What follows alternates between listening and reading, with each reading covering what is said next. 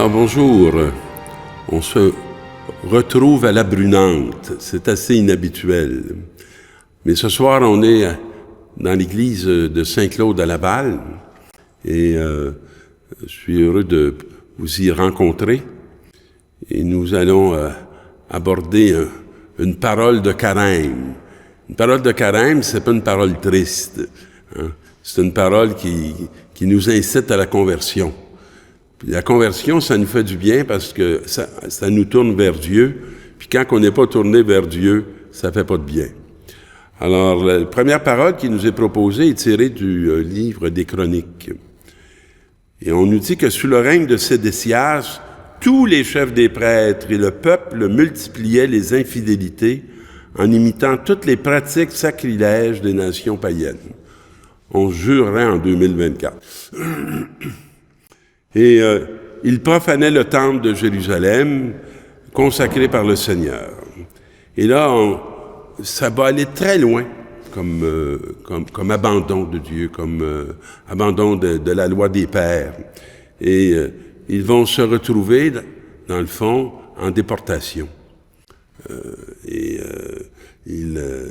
la colère va être tellement grandissante, nous dit le texte, la colère du Seigneur, que les Babyloniens vont brûler le temple de Dieu, ils vont abattre les murailles de Jérusalem, puis Nabuchodonosor va toutes les déporter à Babylone. Vous savez, nous, on peut avoir une idée de c'est quoi d'être déporté, hein?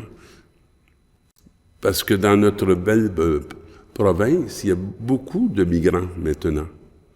Des gens qui vivent loin de leur terre, loin de leur lieu d'origine, coupés de leur famille souvent, qui parlent au téléphone ou autrement, mais qui, dans le fond, sont un peu appelés à se trouver de nouveaux liens. Mais là, nos amis du peuple de Dieu, ils vont être transportés là-bas pour être des esclaves. Alors, ils perdent tout. Ils prennent vraiment tout.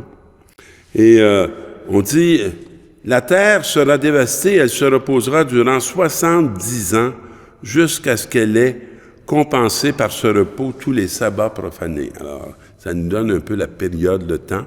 L'exil a duré 70 ans. Si on calcule qu'une génération à l'époque, c'est 40 ans, bien que les chiffres dans la Bible ne sont pas d'abord mathématiques, mais beaucoup plus théologiques et symboliques, on peut dire que dans le chiffre 7, c'est la perfection. Alors, on a une idée qu'il y avait quelque chose qui s'était transformé dans le cœur du peuple juif. Et là va arriver Cyrus, le roi de Perse.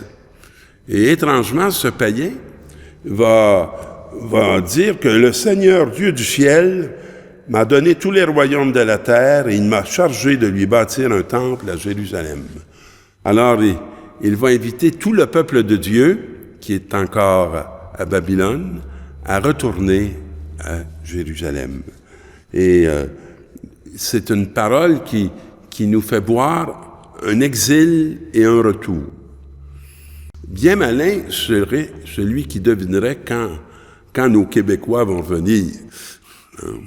Mais c'est une espérance, hein, qu'il y a un affranchissement de Dieu et un jour, il y a comme le désir de Dieu qui renaît dans le cœur des humains qui ont vécu une expérience éprouvante, puis qui a duré longtemps. Et dans la deuxième lecture, c'est notre ami Paul qui va nous faire saisir que Dieu est riche en miséricorde, puis que sa miséricorde, elle ne dépend pas de nos vertus, puis qu'elle ne dépend pas de nous, elle dépend strictement de lui. Dieu nous aime. Alors avec lui, il nous a fait régner aux cieux, dans le Christ Jésus, nous qui l'avions abandonné. Il est venu nous rechercher dans le Christ. C'est bien par la grâce que vous êtes sauvés à cause de votre foi. Vous savez, on cherche souvent le salut, ou on cherche à pas souffrir, mais pas souffrir, c'est pas nécessairement le salut. Alors, ce que Dieu veut pour nous, c'est nous sauver. c'est qu'on soit affranchi de la mort, puis qu'on devienne capable de renoncer au mal. Alors, c'est lui qui nous a fait. Et quand Paul, j'aime beaucoup l'expression de Paul, c'est lui qui nous a fait et nous a créés en Jésus-Christ. Alors, c'est là où on voit la réelle naissance. Hein. On peut dire que c'est notre baptême, parce qu'on est refait dans le Christ. Pour que nos actes soient vraiment bons, conformes à la voie que Dieu a tracée pour nous et que nous devons suivre. Et dans l'Évangile, on va se retrouver avec le serpent de bronze qui a été élevé par Moïse dans le désert. Ainsi faut-il que le Fils de l'homme soit élevé. Je ne sais pas si ce mot vous résonne en vous, hein, le mot « élevé ». Mais pour être élevé, le Christ s'est abaissé. Alors, mais il s'est fait obéissant sur une croix. Nous, on a de la misère à s'abaisser. Ça nous fait peur. Hein? Mais apprendre à s'abaisser, c'est apprendre l'humilité, c'est apprendre l'obéissance. Et ce fameux serpent de bronze tenait en vie tous ceux qui recevaient les morsures de serpent, qui levaient la tête, puis voyaient le signe, ils avaient la vie sauve. Des morsures de serpents, là, il y a toutes sortes de serpents, vous savez, à Laval ici, puis à Montréal, puis dans nos régions. Et chaque jour, on se fait mordre, plus d'une fois probablement.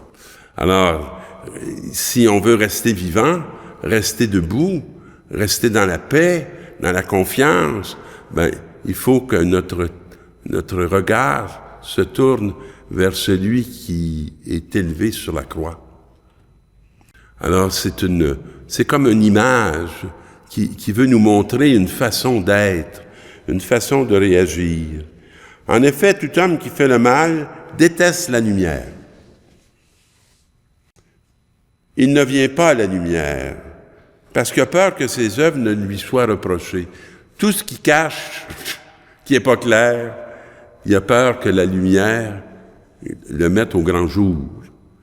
Mais celui qui agit selon la vérité vient à la lumière, parce que le désir de son cœur, c'est que les hommes voient ce Père qui est dans les cieux et qu'ils puissent lui rendre gloire pour le bien qu'il rend possible par nos pauvres personnes et nos pauvres êtres.